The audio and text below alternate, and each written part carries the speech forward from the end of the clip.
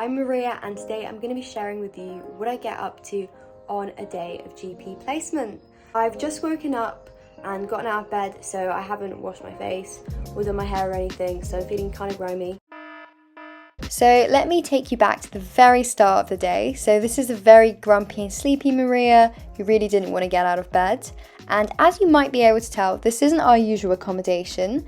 So this is a really lovely Airbnb which they've given us for our 2-week GP placement block. It's in a town called Needham Market, and honestly, it's so much nicer than anything we've had in Cambridge.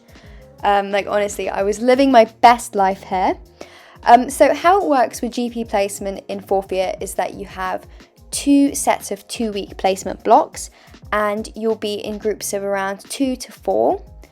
And if your GP placement is more than an hour away from the Cambridge Clinical School, then they will provide you accommodation. And in our case, our GP placement was an hour and 3 minutes away, so we got this lovely house. GP experiences do tend to vary quite a bit from practice to practice, but on the whole, ours has been pretty good in letting us do a whole variety of different things. Anyway, here I'm just finishing up my skincare routine, making sure to put all my sunscreen on, so I'm ready for the day. Then I had to change from my pyjamas into something a bit more appropriate. I actually got this outfit secondhand, and the shirt was less than £5, which I think is really good for a Polo Ralph Lauren shirt.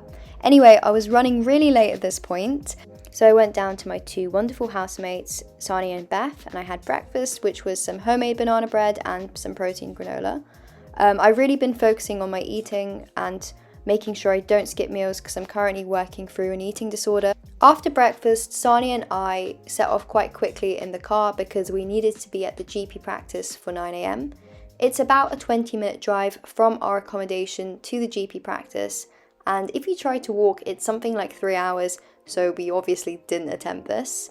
It was a pretty nice day, and at this point I was just enjoying my best passenger princess lifestyle because I'm the only person in the house who can't drive. And this is just us coming into the Mendlesham village practice. It's a very rural practice and they serve a really wide geographical area here. This is what it's like inside the practice, so these are all the GP rooms.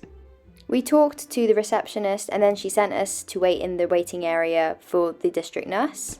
We waited for a suspiciously long time, a bit more than half an hour, and in that time Sania made me a cup of coffee. In the end, everything got sorted out with the district nurse though, and luckily she let us both come along with her, because originally it turns out the plan was for only one of us to get to go. And it was pretty cool, so we got to follow her along. So what she does is she'll drive out to various places in the local area and visit patients who just can't get out to the GP practice because they're housebound. So we've just come back from seeing our first patient. This was like an elderly lady in her 90s, and she was like remarkably independent. What the district nurse was doing for her was monitoring her glucose levels. So she has like a special device on her arm which is used for this, and also the district nurse injected her with insulin, and it was just nice as well getting to talk to the patient and hear about how she was doing.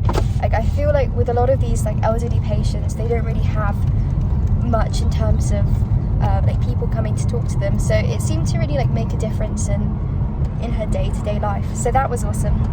But yeah, we're on to the next patient. Stay tuned to see how that goes. Honestly, we just really enjoyed driving around the English countryside. It was so beautiful and it was such a gorgeous day on top of it, so it just made the experience so much more enjoyable. And we even got to see like cool things like somebody just riding a horse as we were going through some of the villages. And then we were on to the next patient. So we've just seen our second patient today. So we went to visit her house and she had the loveliest dog called Molly.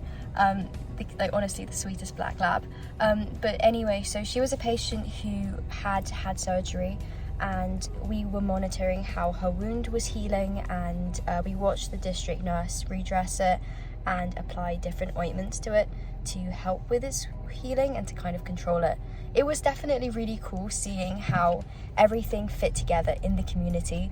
It's a lot more like patient-centered rather than disease-focused, which I feel like is what we see a lot in the hospital. And it is actually bacon hot.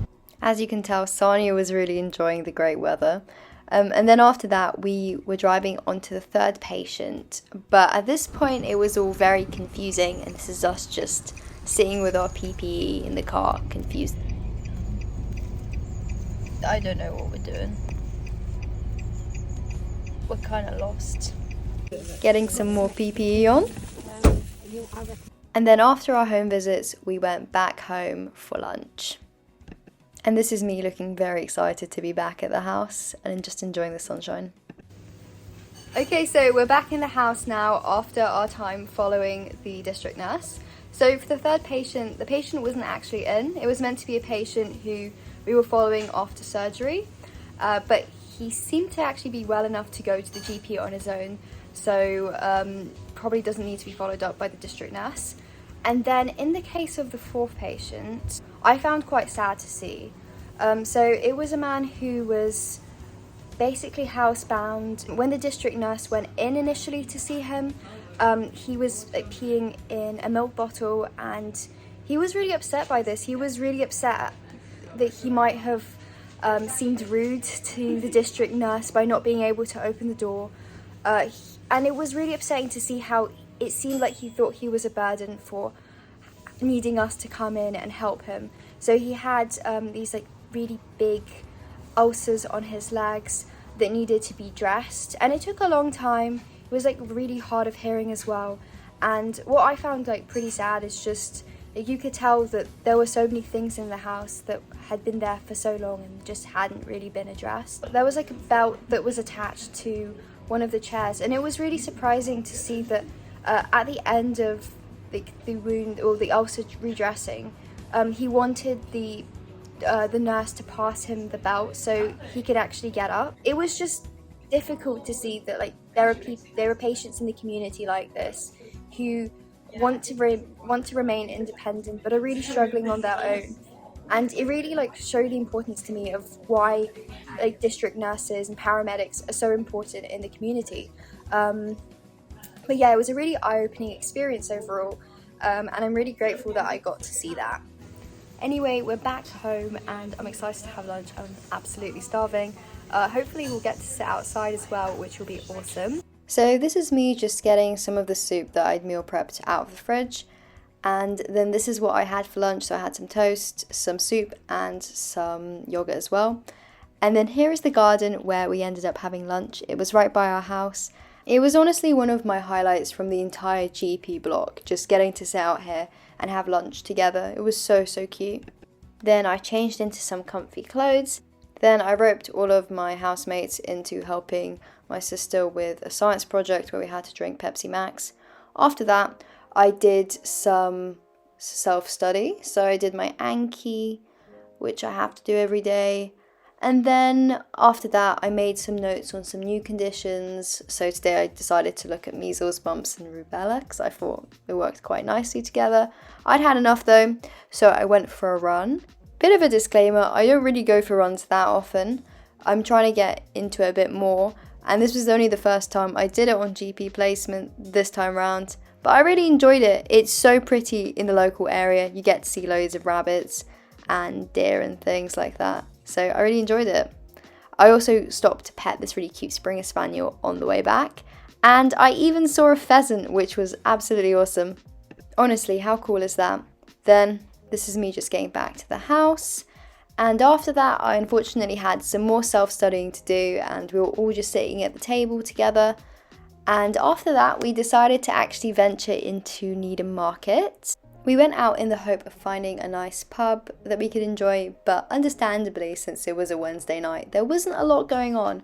So what we did end up doing is just going for a nice walk, exploring the local area. And then after that, we went to Co-op and got some snacks. And I even found this really nice bouquet for 45p. Then we enjoyed dinner while watching our favourite show, Married at First Sight Australia. And it was quite nice how it was getting to the finale right when we were on our last week of GP. And that was the end of our day at the GP. Hope you enjoyed the vlog.